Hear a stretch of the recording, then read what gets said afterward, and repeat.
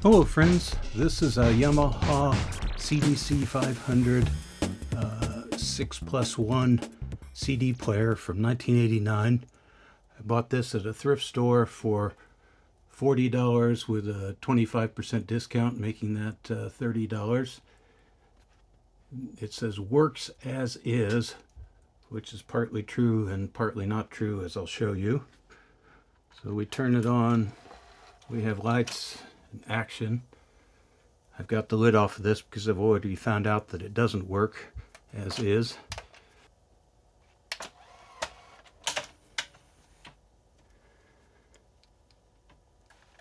So this has a 6 CD magazine that made sense in a certain era, I guess, and a single tray. There are other magazine type CD players from this. I bought one recently branded MCS and another one from Pioneer.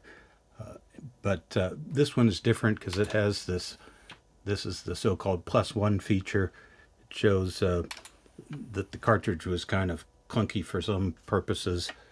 Like, you know, the obvious uses of a cartridge are to make a playlist in effect of so many CDs. This is 1989.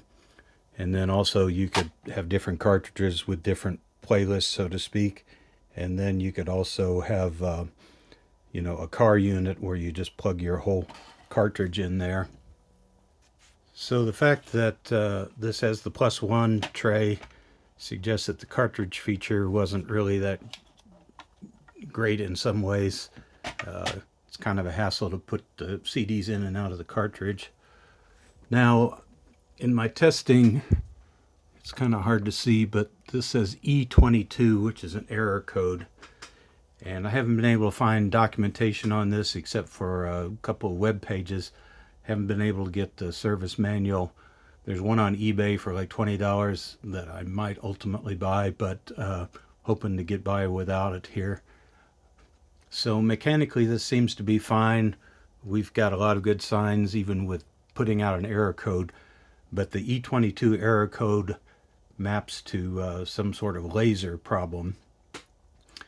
And one of the things I did find on the internet pages about this that was pretty useful was it has this hatch underneath that I've taken off over here, and I use that to keep the cats out of my set of screws. But in particular, see these black spots? That sort of goo that turns out to be a disintegrated belt. So this bottom cover goes on like this, and if you picture where the black goo is, which is curved, that corresponds to where the missing belt is. So we can infer that this belt just kind of disintegrated over time. I put my finger in this once and it's kind of literally goo, as in it stained my finger for a couple of days, even with vigorous scrubbing. But anyway, our goal now is to get to this rod in some way. So right here in the center of the picture, you can see the motor and pulleys where there should be a belt, and that drives the laser pickup head back and forth.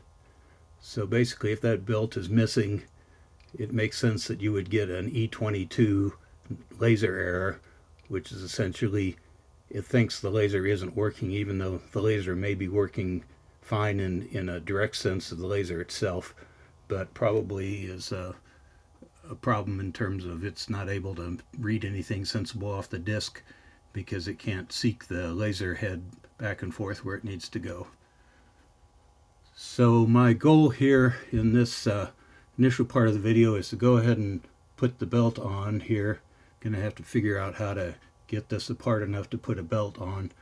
In particular, this shaft here needs to be removed in some way so that we can get the belt onto it. Now, I bought a big set of belts on Amazon recently, and they had several available, but the feature of this one was it had the smallest belt. so I don't know exactly what size I need, but it'll certainly be one of the smallest ones in this unit, if not the smallest one. So next we'll start taking this apart and see what we can do to replace the belt. Looks like there's a screw here I might be able to take out to get the belt over this shaft and so on. So we'll try that next. Pulled the screw out and found out that it only holds this little tiny PC board here. So that isn't the solution to this. It looks like this has a notch on the side, the little plastic piece, but to help you get the thing in there, but maybe it's recessed further back. So I'm going to have to go from this end, which is another plastic piece that holds the same rod in place. Well, here's a little tidbit. You can see there's a little bit of the old belt left in there. So we'll try to pull that out.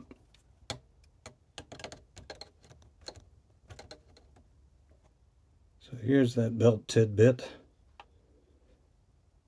I guess that shows that when a belt is missing, you should try to find the pieces of it. I hadn't really thought of that in advance, but now I know. My next approach is going to be to take this piece off of the end of this shaft, and hopefully that'll allow me to pull it back enough to slip a new belt on. I got this plastic piece loose enough to move the shaft sideways, which gets me to the end of the shaft that I can put a belt over. Unfortunately, this is the smallest belt I've got, which is at least twice as big as needed. So I guess I'm going to have to go find another set of belts that include some really tiny ones. I ran into the problem of not having a belt that was the right size. This one being the smallest I had, and it was way too big. I made a little video about that, a short video, and a viewer suggested, by the name of David, that I could use the O-ring from something, or a rubber band. I looked through my box of assorted rubber bands and there weren't any there that matched, but it turns out I use these disposable Oral-B toothbrushes, and when they get worn out I kind of decommission them.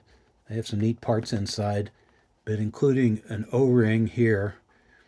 I've taken one off of here, and it took quite a lot of fiddling to get this in here right and get everything put back together. But basically this appears to be literally the perfect size and shape for this. I stretched on a little bit to make sure it was tough enough for this type of duty, and it appears to be it can maybe stretch as big as this one without even breaking. And the width of it is perfect too. So here's a close-up shot. I hope you can see that right here, the belt. So I managed to get this all put back together, and we're ready to flip it over and turn it on, put in a disc, and see if it'll read the disc. Now, just before I test this, I forgot to point out the apparent contradiction between works and as is. If you knew that it works, why would you sell it as is? But maybe they kind of knew that they hadn't really tested it very well. So we'll turn it on. Mechanism seems to be moving. I'm going to use the so-called plus feature. Oh, now this is good. It used to say E22, if you can read that under the marks from the works. It doesn't say that anymore. Whoops. Put the disc in right. This is an ABBA. I don't have it hooked up to sound yet, so we'll do that as a second stage. But we'll focus for now on whether it sort of nominally plays as far as the mechanism goes.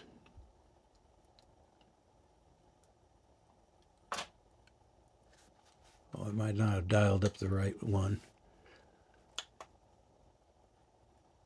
So it's having trouble of some kind.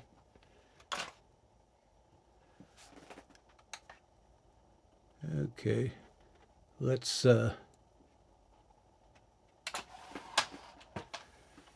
back off on that.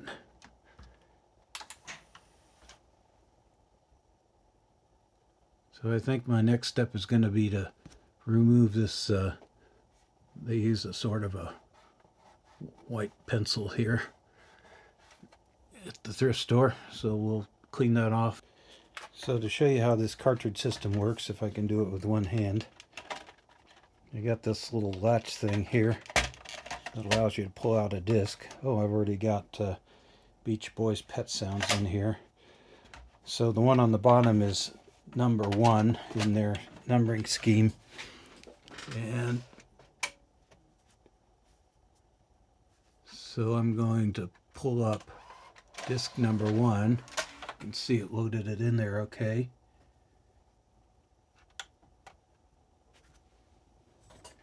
Okay, so we've got some additional problems to solve. Maybe they'll be discouraged. Nope, he's still discouraged. I'm not discouraged though. So I might have misadjusted this mechanism. This gives me a chance to do a shout out to a channel I've discovered recently called Spare Time Repair.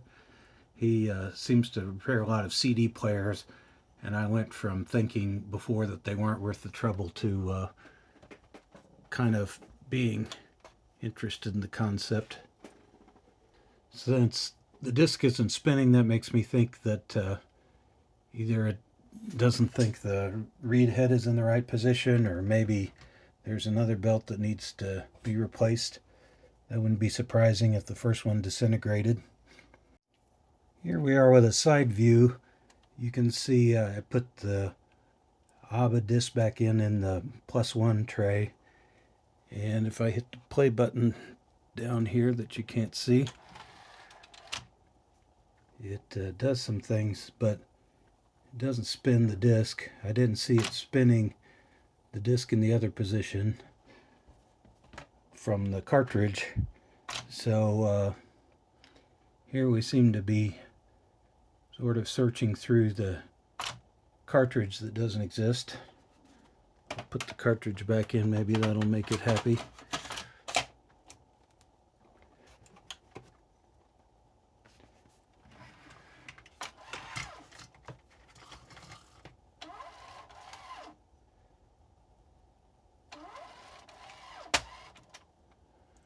I'm hearing some kind of heavy clunking noises in here, which may not be a good sign. Or maybe that's just the way it is, I don't know. So I think I'm going to have to try to figure out what's going on the bottom here.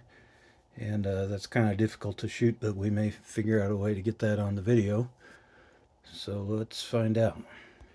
I had these little Bose speakers within arm reach and was going to use those as props to put under the legs and actually set that up, but the problem I ran into after I fiddled with it was that it magically came to life.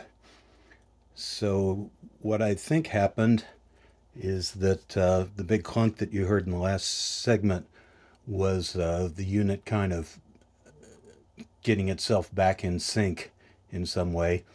I've seen on the Spare Time Repair channel sometimes things sort of work for him and he can't explain it, and except that he sometimes has a theory that, you know, things have to kind of get synchronized within the system in some way, the different mechanical pieces and actuators and switches and so on.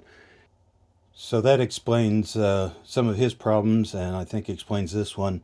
I know from experience that if you don't actually fix a problem in some explicit way, you know, you're going to, or at least understand why it got fixed, you're likely to have to revisit it again. But I'm going to suspend that suspicion for now and just move on with a working player that I will demonstrate shortly. The point I wanted to touch on while I've got this upside down is that I thought of this originally as kind of a service hatch for you to be able to do things like fix the belt and so on.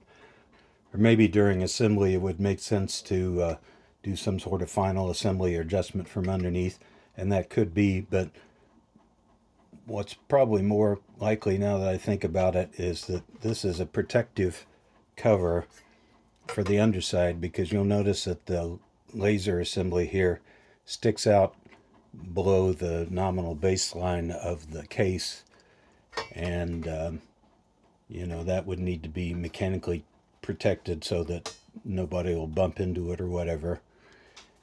We can also see that in terms of maybe the mechanical needs of the +1 tray, which essentially leads the whole laser assembly to be lower than it would be in maybe a 5 CD carousel player of this same outline format in the case.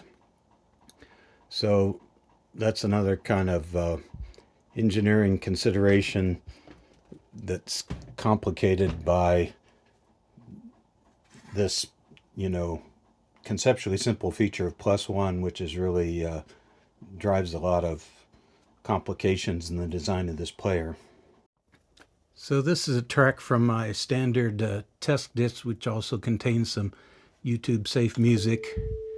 Here we are in the middle of a test tone. Let's go through some more test tones. Let's see, this is probably the track skip, I guess. 6. So it's a low test tone. I think this one's music.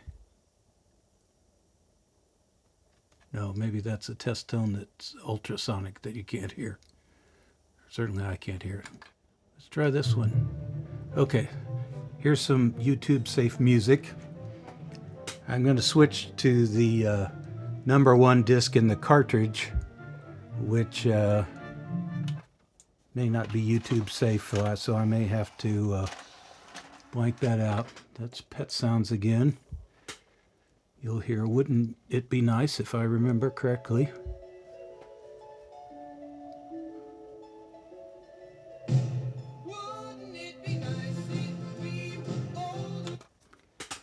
Okay, so we'll stop that so the YouTube cops don't come and beat me to a bloody pulp. But pardon my French, British people. But anyway, seems to be working like a champ now. I've done a visual inspection of the capacitors. That's kind of the first step in these things anyway. I did that in advance.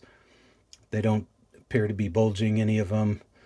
They're all in good shape. A lot of times on spare time repair, he will replace some of those kind of proactively.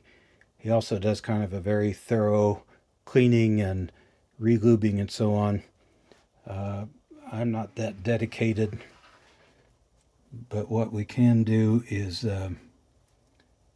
look at some of the mechanism here. I'm going to go to disc 2, which isn't in the cartridge. So we'll see what happens when it tries to load one. You can see an empty tray, which is the gray color, and it figures out there's nothing there. Then it goes on a search through all the other ones. You can kind of see through this front window. You can see there's through the front window. This is a purely, you know, visual mechanical system, which one it's working on. So I believe it'll cycle through all of those and find its way back to 1.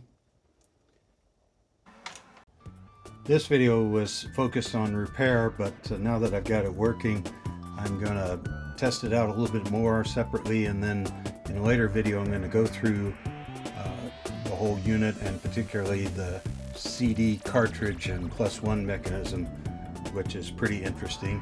So I hope you'll watch for that in a future video. And please remember to help me out by liking and subscribing. Thanks for watching, and bye-bye.